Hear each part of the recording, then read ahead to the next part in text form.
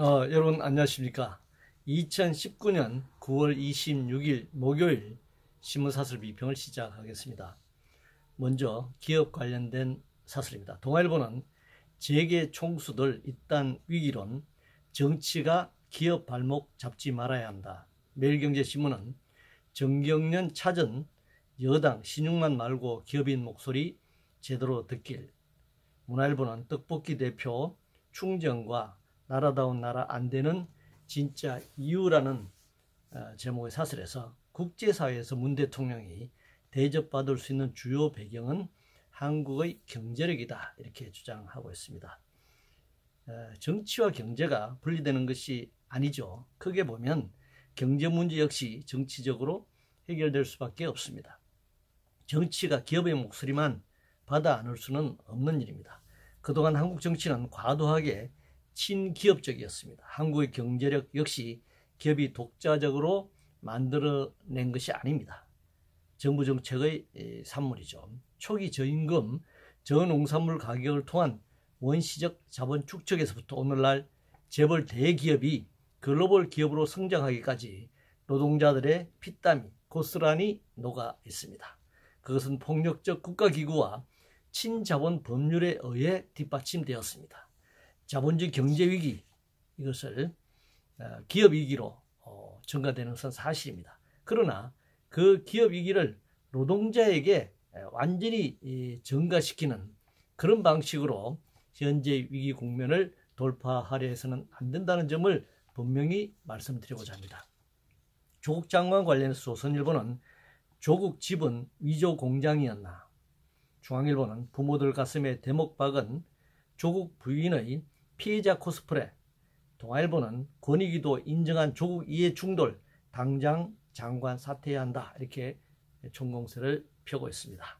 조국 장관을 둘러싸고 불법 비리 혐의를 받고 있는 조국 장관의 사퇴인가, 무소불위의 권력을 휘둘러온 검찰에 대한 사법 개혁이냐는 양 진영의 공방은 한 채의 양보도 없이 계속되고 있습니다. 결국 검찰 조사 결과 기소와 재판이라는 과정까지 가게 될 것 같습니다. 문재인 대통령은 여론 추이를 보면서 정치적 판단을 내리려 할 것입니다.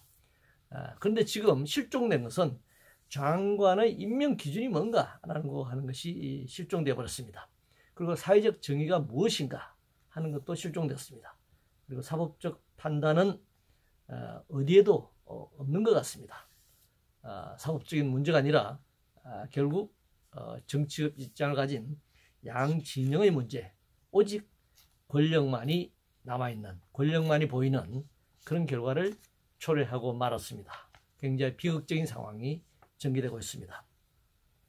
여성에 대한 한국경제신문 사설입니다. 여성을 미개발 저활용 자원으로 놔둬선 안 된다라는 제목의 사설에서 경제활동 참가율은 지난해 남성이 73.7%인데 비해 여성은 52.9%에 불과하다 이렇게 주장을 하고 있네요. 임금, 고용 등 현재의 남녀 차별을 그대로 두고 또 인적 자원을 활용하는 방안만 지금 이야기하고 있습니다.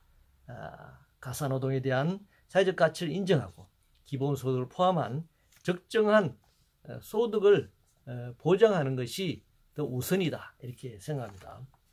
남북관계 관련해서 조선일보는 김 대남 경고 미사일 공언해도 문 북 단 한 건 위반 안 해 라고 주장하고 있다는 제목의 사설에서 북한이 신형 미사일만 10차례나 발사했다 이렇게 강조하고 있습니다. 동아일보는 북 비핵화 제자리인데 김정은 답방 매달리는 본말 전도라고 주장하고 있고, 한국경제신문은 북 미사일 쏘아대는데 DMZ 평화지대 구상은 과속 아닌가 이렇게 문재인 정부의 남북관계 대북 정책을 비판하고 있습니다.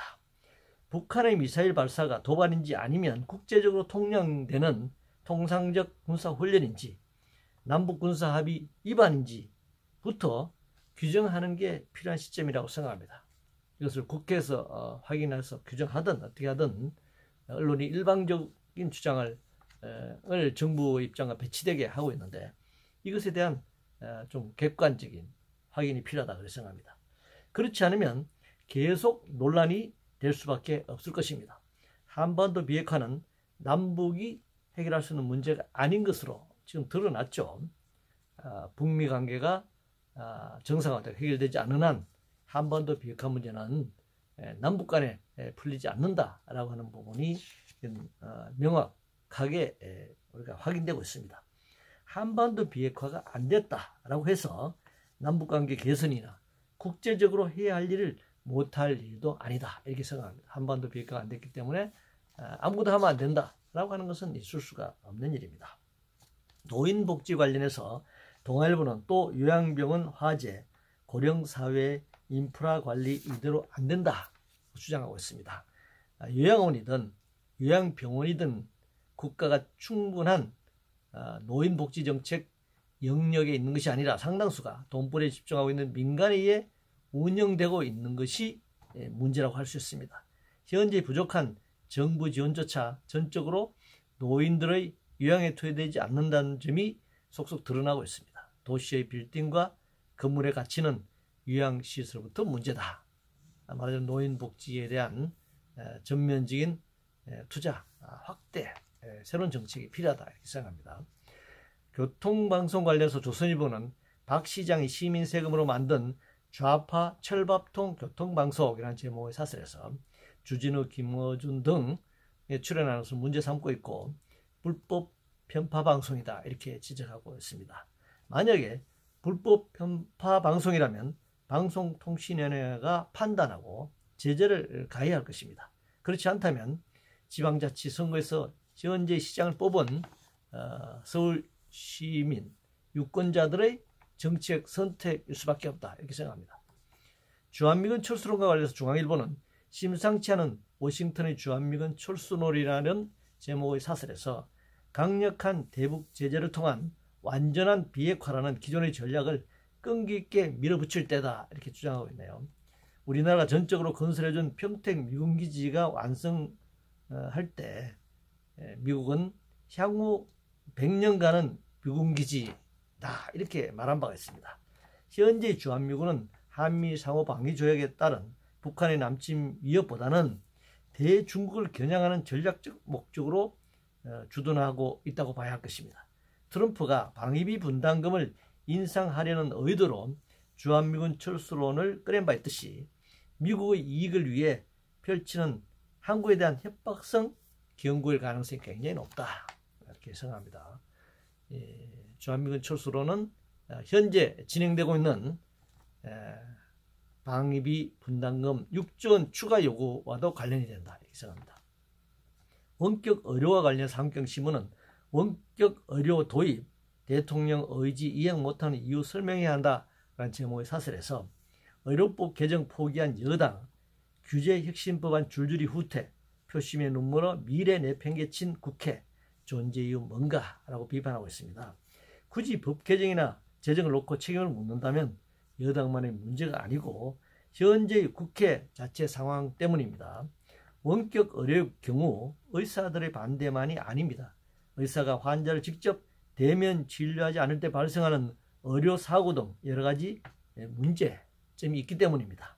동시에 원격 진료를 위한 의료기기 부담을 누가 지는가, 그에 따른 의료비 증가에 대한 여러 가지 비판도 고려해야 한다라고 생각합니다. 돼지 열병과 관련해서 매일경제신문은 1차 방어선 뚫린 돼지 열병 전국 확산은 어떻게든 막아라 라고 주장하고 있는데요. 확산을 막는 방법이 유통을 금지하거나 매몰 처분 방법밖에 없다는 것이 지금 한계입니다.